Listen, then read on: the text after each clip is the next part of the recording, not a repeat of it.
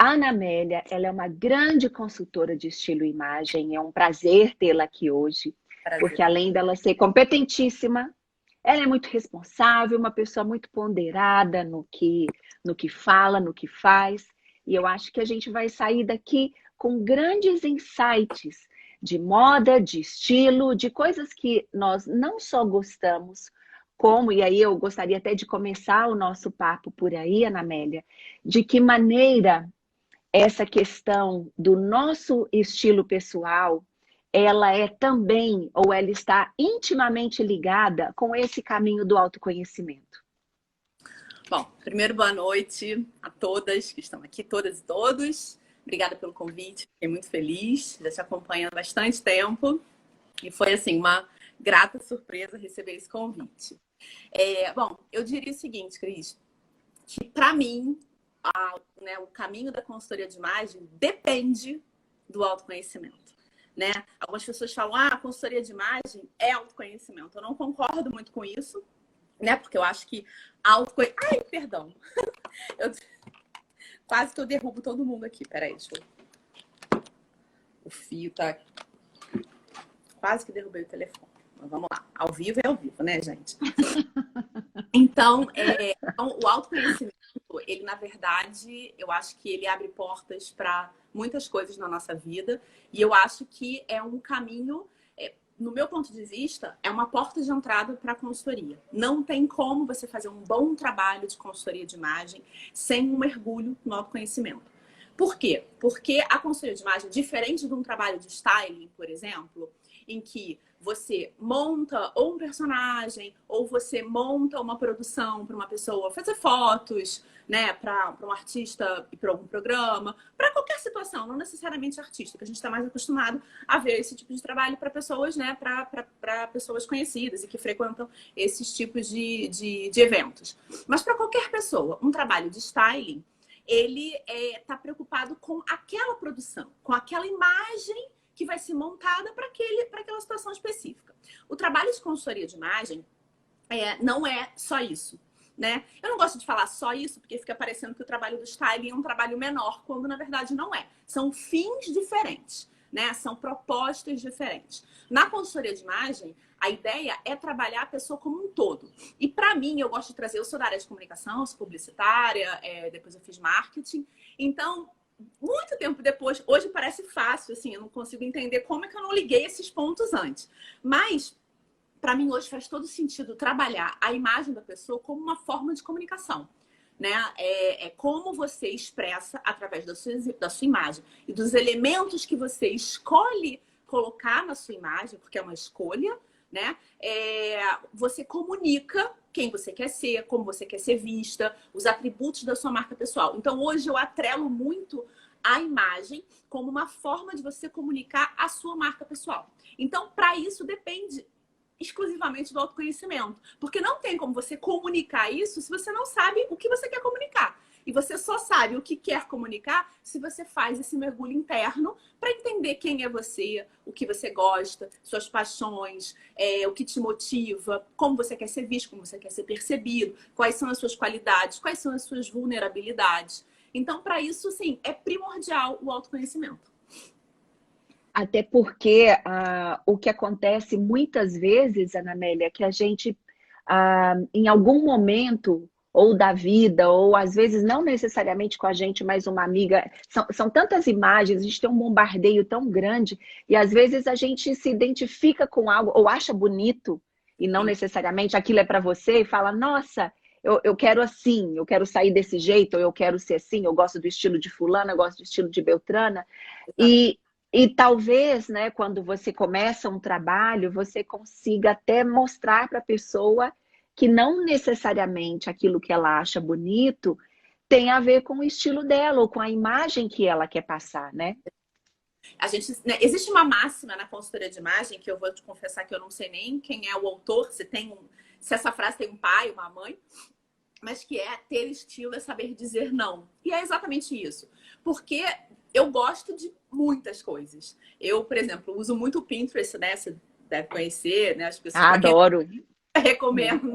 Mas cuidado com as horas que você fica lá, porque assim, você começa numa coisa, quando você vê, você tá em outra referência, enfim, é um caminho sem volta. Então, eu tenho pastas ali de tipo, looks ou estéticas que eu gosto. E não uso isso no dia a dia, não trago para minha realidade. Porque eu acho que seria o grande desafio, né, da consultoria de imagem, talvez, seria trabalhar nesse aspecto, né? Tentar fazer a pessoa entender, porque eu gosto de trabalhar assim com os meus clientes, de explicar tudo que está por trás. Então, o que é esse estilo? O que está por trás desse estilo, desse universo visual? Por que essa determinada peça traz essa informação? O que faz ela transmitir essa mensagem? Para as pessoas poderem, né, ir criando repertório e irem ficando munidas de informação para depois elas fazerem as próprias escolhas. Né? Então, porque às vezes é fácil falar assim, usa um blazer e uma calça de alfaiataria. Mas por quê? Porque senão ela vai usar só o blazer com a alfaiataria. Não temos exemplo aqui, mas enfim, ou jeans com a alfaiataria. E não é isso. É ela entender o que está por trás para que ela possa fazer as escolhas. E quanto mais ela vai absorvendo isso, mais ela vai conseguir identificar em outras peças. Então, eu brinco, eu tenho até um quadro no Instagram, tá até um pouquinho de lado, que eu falo da equação do vestir. Que acho que né, o ato de se vestir é uma grande matemática. Né? A gente identifica os elementos e a gente vai somando, vai subtraindo. Então, se você quer um elemento mais formal, você vai somando elementos que tenham esse DNA formal. Né? E aí, o que está por trás disso? Design, linhas e elementos de design, forma, estilo, superfície, textura, formato, linha, enfim, todos esses elementos, eles dão para as peças essa capacidade de comunicar tal coisa, ou, né, elegância, sofisticação, casualidade.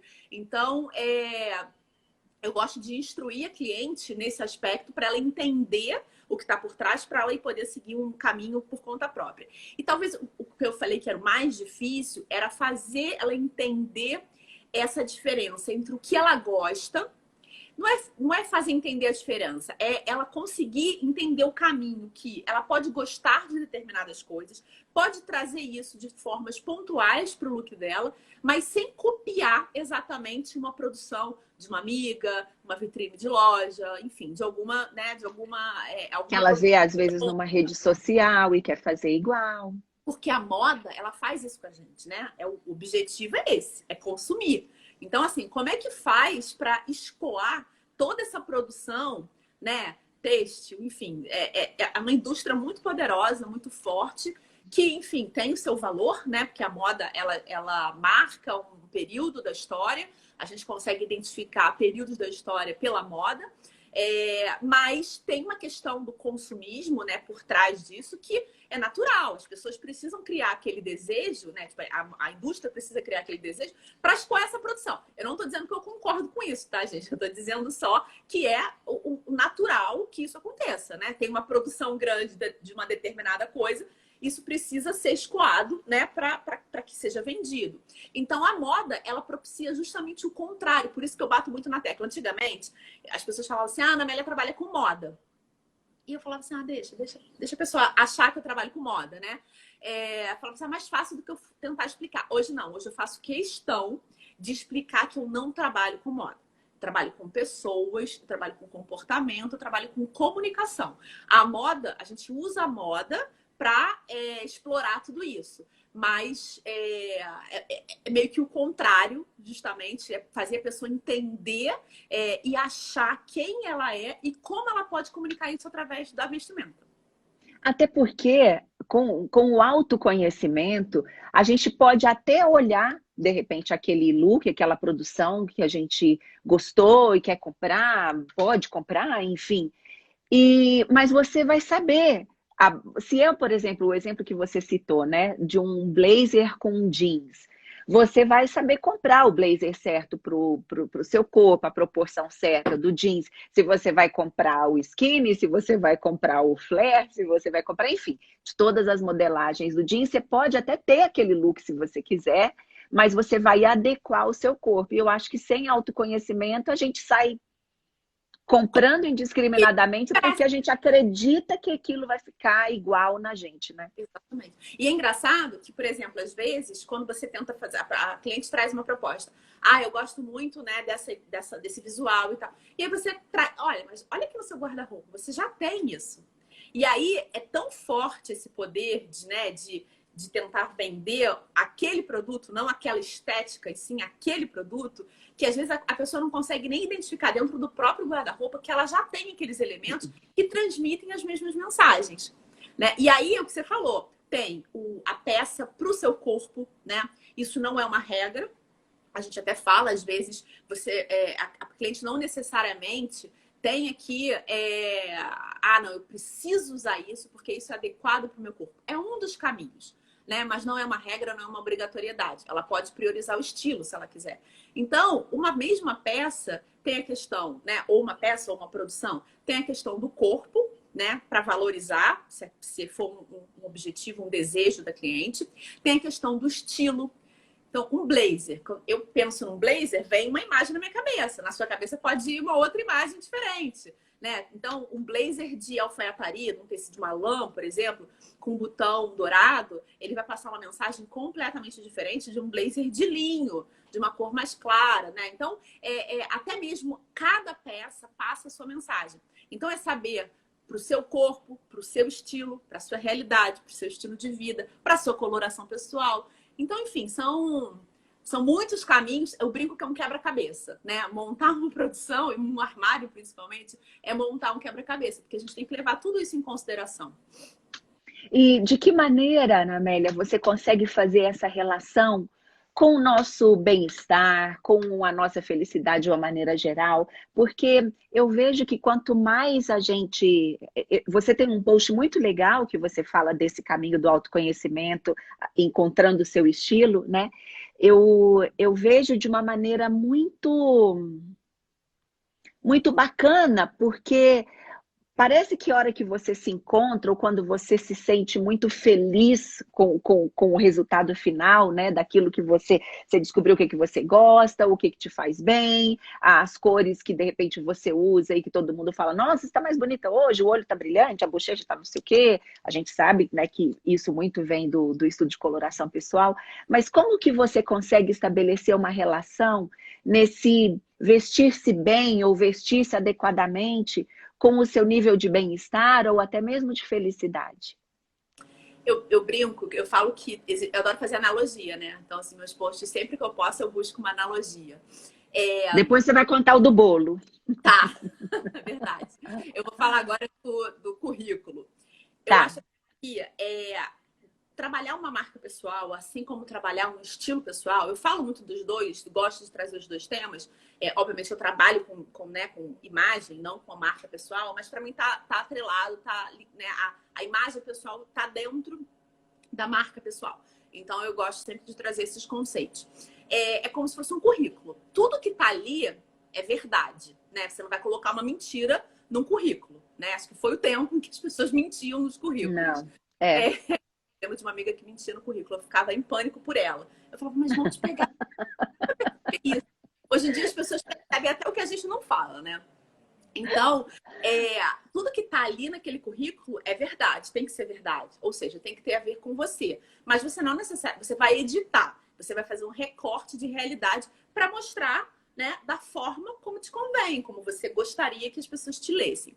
Então, eu acho que essa questão do autoconhecimento, de trabalhar a imagem, de trabalhar essa comunicação através do visual, né? Eu posso fazer uma ressalva, Ana? Eu acho importante falar disso. E, gente, quando a Ana Amélia fala dessa questão de como as pessoas te veem, como elas percebem você, é muito importante a gente colocar aqui que a gente não está falando de julgamento. Não é você olhar e falar, fulaninha, vestindo assim, vestindo assado, ou chique, ou cafona. Não, porque não se enganem, muito antes da gente emitir ou pensar qualquer opinião a respeito, o nosso cérebro, baseado em toda a nossa história, nas nossas crenças, nos significados que a gente dá para as coisas, ele já fez uma leitura daquilo. Então, assim, não depende de você ser uma pessoa boa ou ruim, a imagem daquela pessoa instantaneamente vai te trazer referências, boas Sim. ou ruins, e você já vai associar aquilo, né, Anamélia? Então, quando a gente falar aqui o tempo inteiro dessa preocupação de como as pessoas te veem, ela é muito mais, vamos dizer, profissionalmente, ela é estratégica. Porque se Sim. você é uma executiva em comando, você não quer que as pessoas te vejam como uma menininha romântica, vestidinhos floridinhos e rendinhas ali dentro. Então, a gente está falando dessa adequação do que você precisa transparecer em algumas ocasiões, sem fugir da sua essência, né, Ana? Exatamente. Desculpa, eu só queria deixar isso claro para as pessoas não acharem que a gente está falando aqui de coisas baseadas somente em Não. aparência. É muito mais profundo, gente.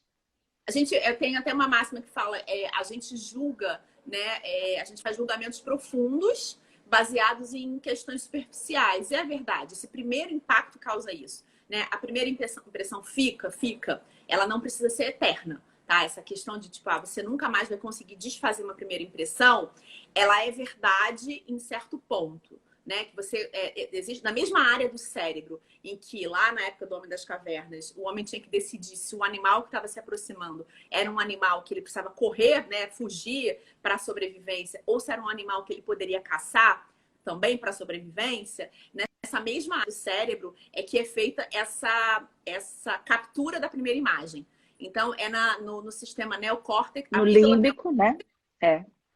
Então, existe uma questão instintiva, né? Isso é natural do ser humano. Existe um julgamento, mas não no sentido de julgar é bonito, é feio. É um julgamento instintivo nosso. Se aquela figura, né, aquela imagem que está sendo representada ali é uma imagem amigável, se você vai se aproximar, se você vai sentar do lado daquela pessoa. Por que às vezes a gente chega num lugar, você decide sentar do lado da pessoa A ou da pessoa B? Né? Ou quando você vai pedir uma informação na rua, num lugar que você não conhece, você escolhe, né? Parece que é muito rápido, mas você escolhe para quem você vai pedir. E isso é imagem. A pessoa se mostra mais aberta ou ela se mostra mais receptiva e você vai chegar nela por isso.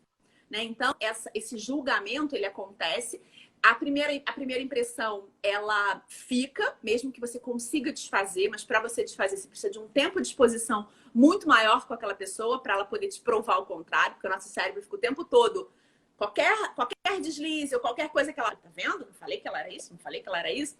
Então tem essa, né? O cérebro fica tentando corroborar o tempo todo essa primeira impressão. Ela pode ser desfeita, mas você esquecer. Tenho certeza que você aí, que um dia, sei lá, uma amiga que de cara você não gostou. Você hoje pode ser sua melhor amiga, você pode amar de paixão, mas você lembra que você teve uma primeira impressão negativa dessa pessoa. Isso fica registrado. Pode passar, isso vira brincadeira depois, motivo de brincadeira entre vocês, mas fica registrado. Então, enfim, esse grande parênteses para a gente falar da importância. Até esqueci o que a gente estava falando antes. Estava falando do autoconhecimento, da importância para a questão do bem-estar. Então, eu acho que quando a gente chega nesse ponto, e isso não é estático, né? Cheguei, pronto, vou ficar aqui, não vou mudar mais. Não. É um processo, né? É uma vida, né? É um organismo que está ali junto com a gente que pode mudar. As pessoas falam assim, o estilo muda. No meu ponto de vista, o estilo muda quando muitas áreas da sua vida mudam. Então, por exemplo, virei mãe. Meu estilo vai mudar? Não necessariamente, só se você quiser.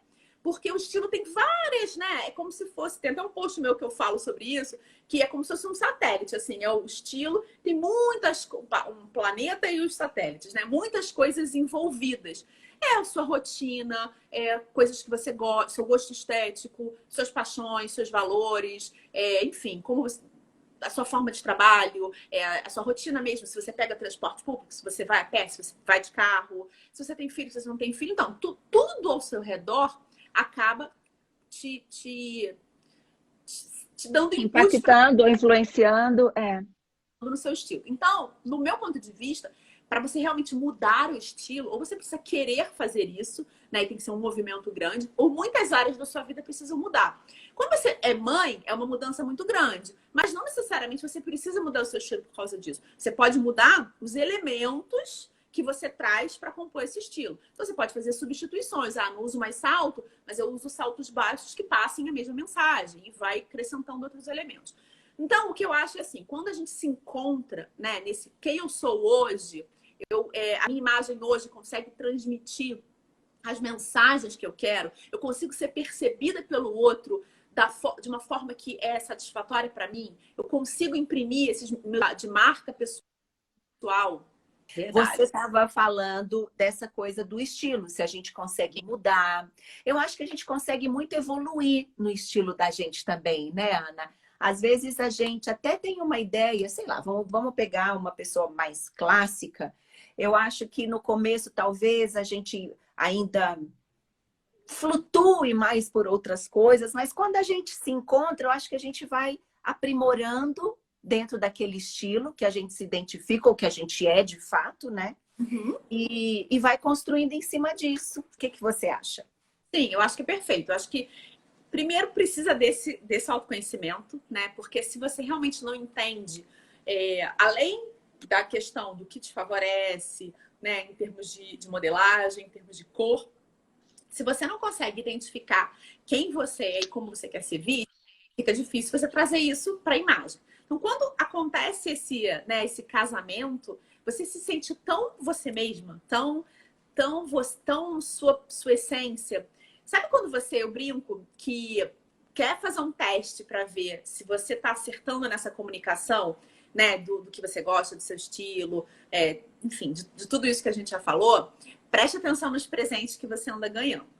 Se você só ganha presente nada a ver com você, significa que alguma mensagem você está passando errada. Porque a pessoa... Não, claro, tem aquelas pessoas que não ligam, né? Que vou comprar qualquer coisa e tá bom. Tirando essas pessoas, normalmente as pessoas gostam de comprar um presente que tenha a ver com a gente. Que elas ligam a nossa pessoa. Então, olhar e falar assim, poxa, lembrei da Cris, eu vou comprar isso para ela. Então, por exemplo, eu sei que você adora uns colares fininhos, fazer um mix de colar e tal. Então, se eu fosse te dar um presente, eu escolheria um colar desses, ou alguma coisa com olhinho grego. Então, sabe, joias delicadas que você possa misturar com outras. Então, é uma coisa que você capta da imagem boa, né? E acaba dando de presente. Então, quando você começa a presente, nada a ver com você, tem alguma coisa errada. Alguma coisa você está comunicando, né, que não tem a ver com a sua essência. Então, quando você vai por esse caminho, né, de descobrir as texturas que você gosta, as cores, elementos, você gosta de acessório grande, acessório pequeno, sapato com salto, sem salto, coisas mais sóbrias, você sabe aquela segurança, aquele elemento que você se sente bem, você olha e fala assim, tô gata, tô bem. E quando você se sente dessa forma, independente, o importante é você se sentir assim. Porque quando você se sente assim, você muda o comportamento. Você se comporta de uma forma diferente. Você se comporta com segurança. Sabe quando você bota uma roupa, que aí você fica o tempo todo assim? Por exemplo, hoje arrumando a roupa, né? Passando perrengue com esse pedaço de cabelo, entendeu? Toda hora eu tô tentando botar ele aqui.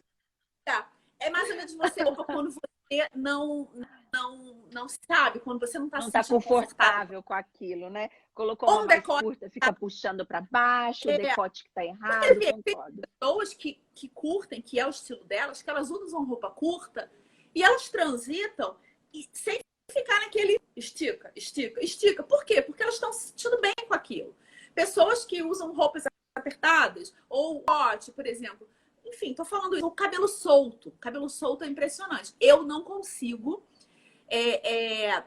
fazer nada assim que eu consiga deixar o cabelo solto. Eu vou para uma festa, alguma coisa, mas o meu cabelo, se ele estiver preso, eu fico tranquila. Por isso que eu tô aqui o tempo todo tentando ajeitar esse pedacinho que tá saindo do lugar.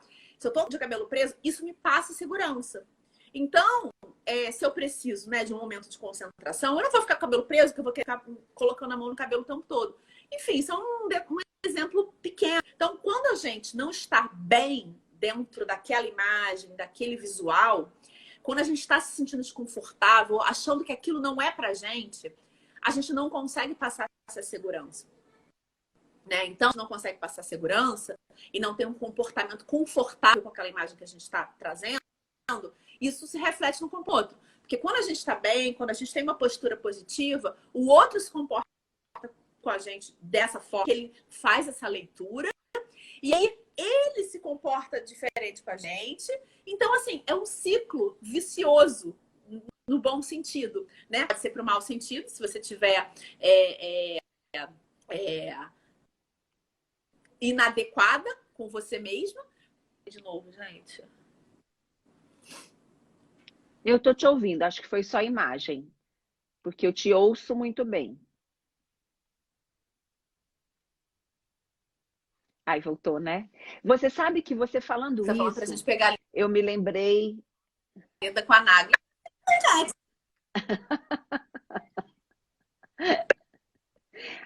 Ela mora aí no Rio, né? Vai pro lado da Vou casa perguntar dela e pega o sinal. Pede a senha do Wi-Fi. Você me lembrou aquele post que você escreveu uma vez sobre a beleza da Jennifer Aniston.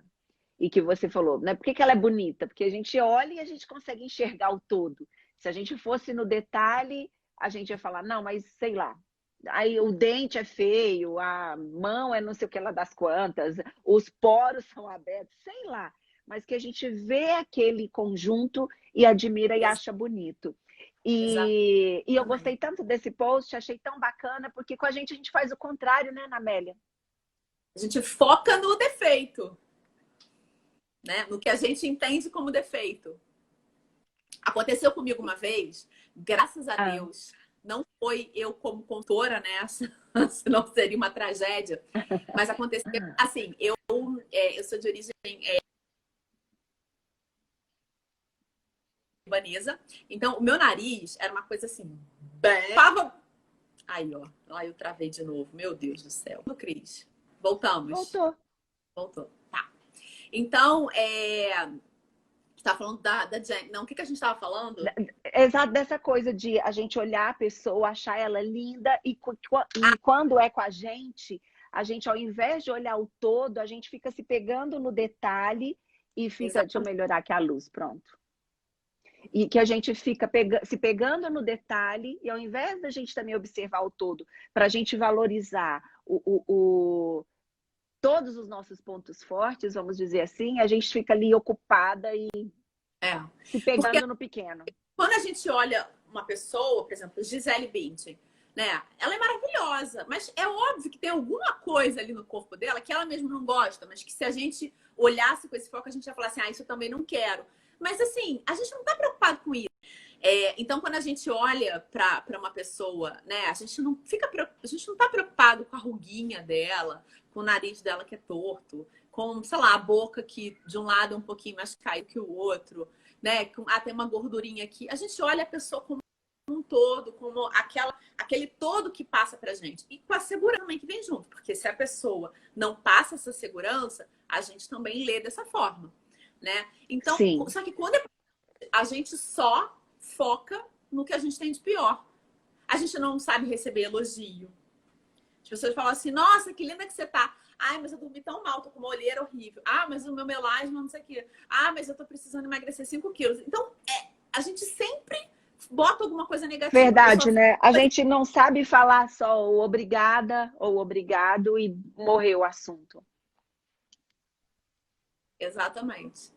Né? E pronto, e, enfim, e falar assim, poxa, que bacana, tá todo mundo elogiando tal coisa. Eu, por exemplo, eu tinha mania, ainda tenho, eu acho, as pessoas elogiarem minha pele. Aí eu sempre vinha, mas é que eu tenho um melasma aqui. A pessoa não tá falando isso, ela tá falando que a pele tá bonita, ponto.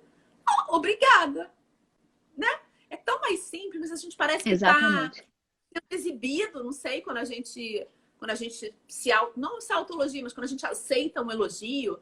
Enfim, então eu acho que esse comportamento da gente também procurar se olhar com mais carinho, isso não significa, gente, aceitação. Eu não gosto de entrar nesse mérito. Eu acho que nós temos a liberdade do que nos incomoda a gente resolver, tanto, né, tipo, buscar maneiras para isso, como até mesmo usar a própria ilusão de ótica, né, das linhas das roupas, para disfarçar, de repente, alguma gordurinha que você não queira mostrar, enfim.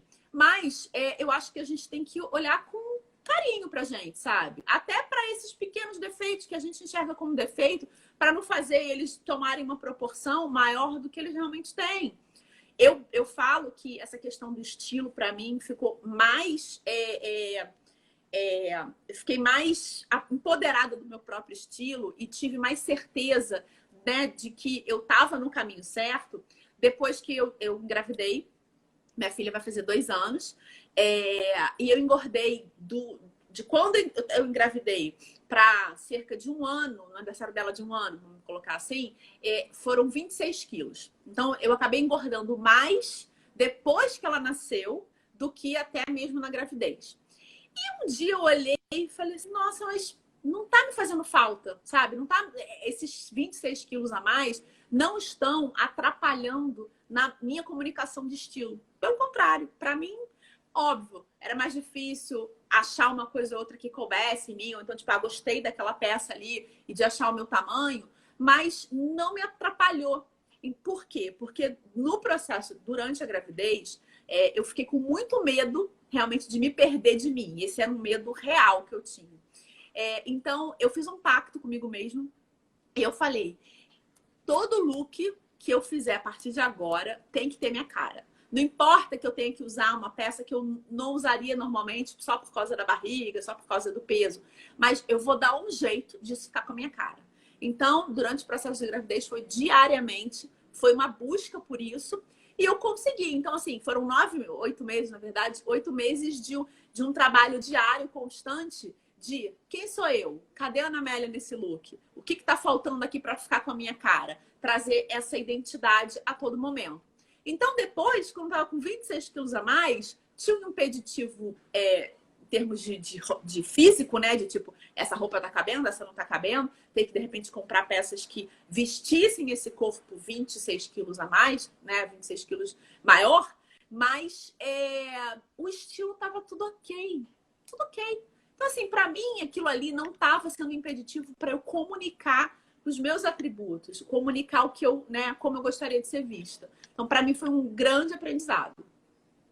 Você compartilha no seu Insta, que eu adoro, algumas dicas também muito práticas e objetivas, porque às vezes, e talvez a maior parte das pessoas nem tenha passado por análises cromáticas, pela questão dos contrastes, proporção, silhueta, todas essas coisas. Mas você, de uma maneira muito prática e objetiva, compartilha essas dicas que, de uma maneira geral, ajudam as pessoas a terem guarda-roupas mais inteligentes, mais funcionais, mais práticos.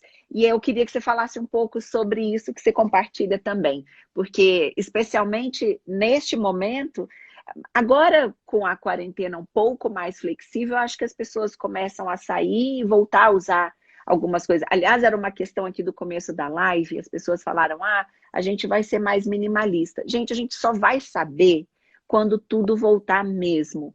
Porque se a gente for olhar ao longo da história, momentos de pós-guerra, eles experimentaram muita opulência, que é o contrário, as pessoas querem se enfeitar, querem colocar joias, querem colocar brilho, quer colocar flor, quer colocar, né, quer volume, quer abundância. Então, a gente só vai saber depois, né, Ana Amélia?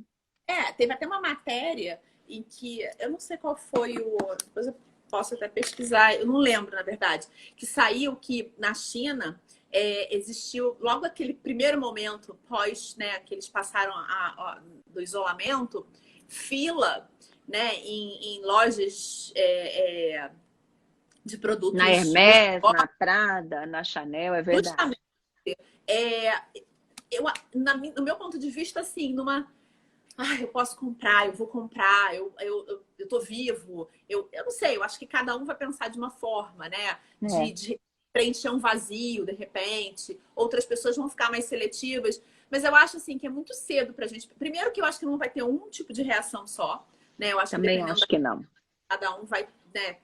Existem vários, eu acho que vão ser vários tipos, vários níveis, né, de relação com isso, dependendo também do quanto a pessoa foi afetada, né, tanto em termos de saúde como em termos financeiros, realidade dessa pessoa. Então, eu acho assim que é muito cedo e muito temeroso a gente, né, querer generalizar e falar que todo mundo vai ter um comportamento. Eu acho que não. Eu acho que vão existir muitas realidades paralelas, na verdade. Você falou desse post aí, e das dicas lá do guarda-roupa. Se você quiser, eu até anotei aqui, porque eu falei, qualquer coisa ela não vai ter como ficar voltando no post, mas eu posso lembrá-la para você poder comentar cada um deles. Não sei se a gente vai conseguir falar de todos, mas você começou com um que eu sempre fiz instintivamente e depois percebi que isso, de fato, é uma das coisas mais inteligentes que a gente pode fazer para o nosso bolso e para o nosso estilo, que é ter mais partes de cima do que de baixo. Só que não é fácil, tá, Cris? Só que não é uma coisa fácil, né? Quando eu faço, muitas pessoas falaram assim, ai, mas eu não consigo. E eu acho difícil também. E para mim também é difícil. Porque eu acho que a parte disso, eu até prometi um post sobre isso, porque eu acho assim, as partes de cima, eu acho que são mais delicadas, assim, de você pensar em termos de decote. Tem gente que não gosta de determinado tipo de decote, que não se dá bem. Tem a questão do ombro, tem a questão da barriga, que muitas pessoas se incomodam. São muitos detalhes. A questão da cor também. Então, eu acho que comprar partes de cima não é tão fácil como comprar partes de baixo, né? Eu acho que isso é a maioria das pessoas deve concordar comigo nesse sentido. Porém, o mais inteligente é você realmente ter mais peças de cima. Porque aparecem mais, porque sujam mais, porque você, né, conseguindo ter mais peças de cima, e peças de baixo mais neutras, você consegue multiplicar muito os looks. E quando você tem mais peças de baixo, você não consegue mostrar tanta variedade. Você pode até variar. Você vai variar, principalmente nesse momento agora em que a gente está usando mais a nossa telinha aqui, que só aparece, na verdade, aqui para cima. Então, em viagem é a mesma coisa. Você tira foto e tal, e você mostra mais também a parte de cima. Então, realmente, o mais inteligente é você ter mais peças de cima do que de baixo. Aí, no ponto 2, você falou de mais peças lisas do que estampadas.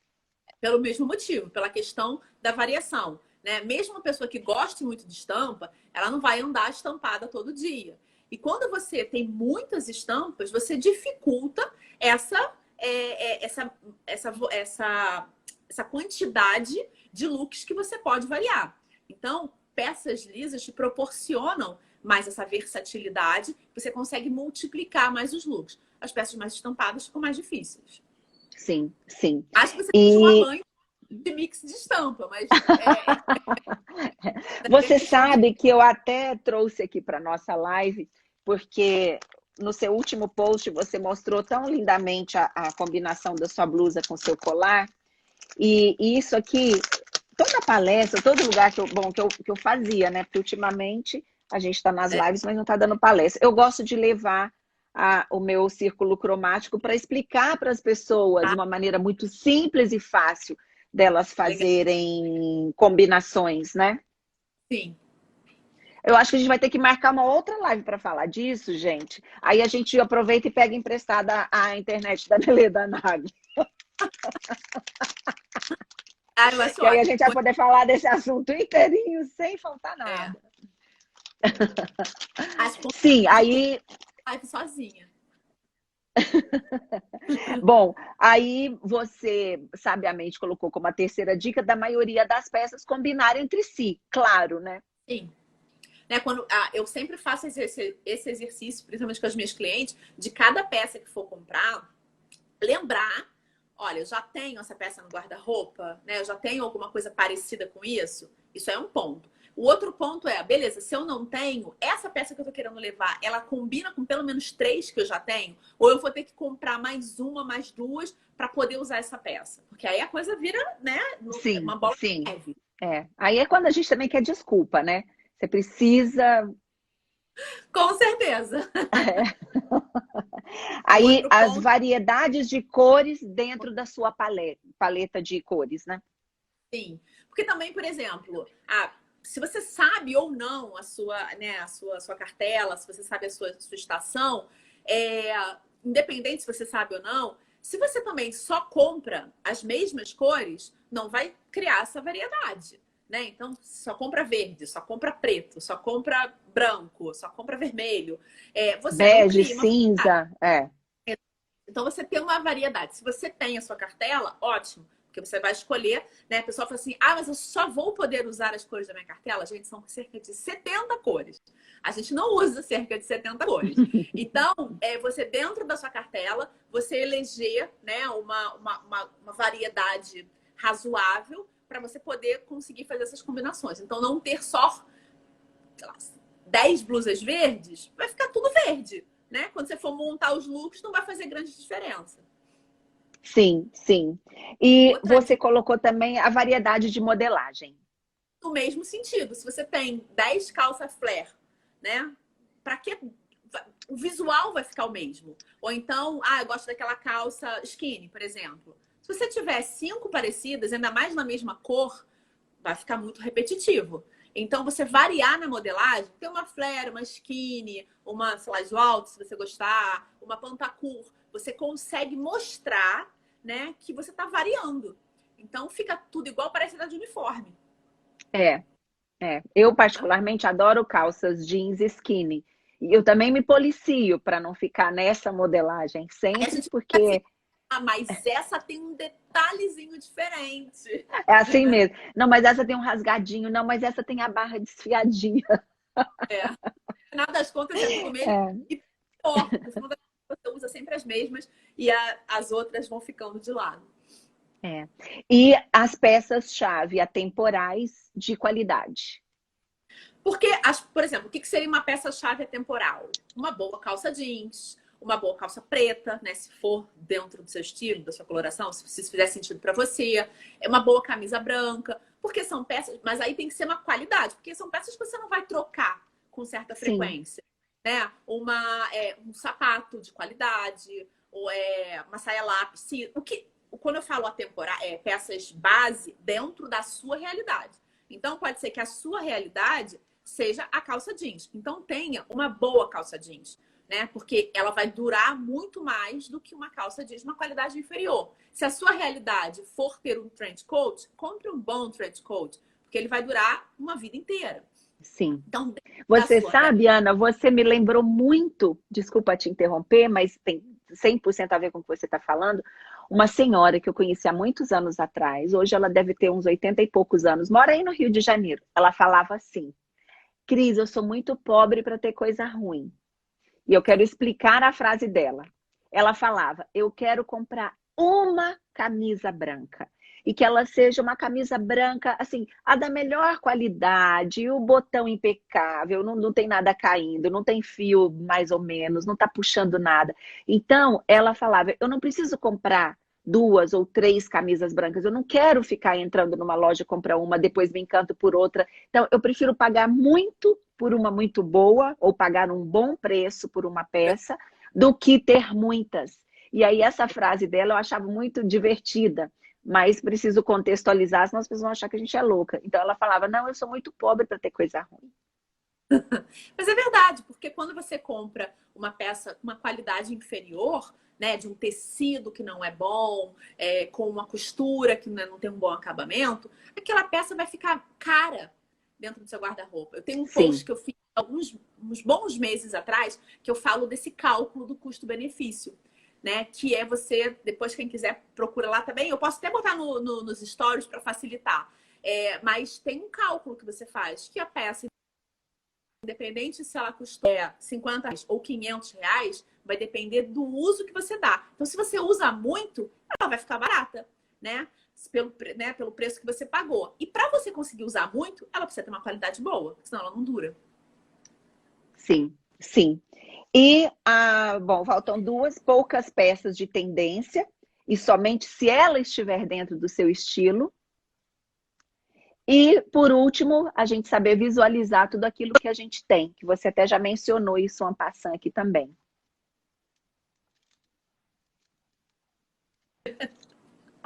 Ó, a gente está Voltou. tentando, apesar essa questão Questão do, bom, de peças tendência, né? Acho que ela já se explica, porque também se você tem um guarda-roupa cheio de peças tendência, você não consegue versatilizar, não fica guarda-roupa a longo prazo, né? Seria um guarda-roupa inteligente, em que você vai consumindo poucas coisas ao longo das estações, né? Substituindo uma coisa ou outra. Então, se você gostou, se aquela peça tendência tem a ver com o seu estilo, tem a ver com a sua realidade, compra uma ou outra. Não precisa comprar todas as peças tendência ao mesmo tempo, né? Primeiro porque isso Eu tinha um não vai te professor ajudar. que falava que as peças tendências são os itens perecíveis no supermercado. Ele falou, cuidado que tem prazo de validade. É exatamente isso. O conceito é esse. Por isso, peças de base, elas são mais, né? São peças mais limpas em termos de modelagem, corte, justamente porque elas não seguem uma tendência. São modelagens mais atemporais. E o último, visualizar tudo que tem, porque o que é visto, o que não é visto não é lembrado, né? Então, se você não vê tudo que você tem, você não consegue, você não vai usar, e aquela peça vai ficar muito cara dentro do seu guarda-roupa, né? Já aconteceu de cliente a gente sair para comprar e aí depois que a gente compra a lana, você não vai acreditar. Eu tinha uma blusa parecidíssima. Cadê essa blusa que eu não vi? Ela então é que tava num guarda-roupa no quarto da minha filha. E como isso acontece, não? Comigo acontece, eu preciso admitir que acontece. Às vezes eu separo coisas que eu vou usar menos, ou, por exemplo, roupas com brilho, e coloco em outro lugar dentro do closet, coloco na parte de cima, onde o acesso é mais difícil. E é isso que você falou. Acaba não usando, né? Não vê, não usa, e quando existe a ocasião, às vezes você nem lembra que você tem aquilo. Para quem tem uma questão de espaço reduzido e precisa fazer esses, né? Botar uma parte, sei lá, num outro cômodo, num depósito, né? Se botar em malas e tirar, faz essa transição inverno e verão, né? Em locais que existe essa transição, né? Já vi isso acontecer bastante. Eu sugiro fotografar todas as peças, para você ter isso arquivado. Porque quando você tem isso arquivado, você, na hora de você comprar, igual, ou na hora de você montar um look, montar uma mala de viagem, por exemplo, aqui no Rio, muito calor, então você não necessariamente precisa ficar com as roupas de frio, né, no local visível. Mas você ter isso arquivado, você vai conseguir ver e não vai, enfim, acabar comprando outra desnecessariamente.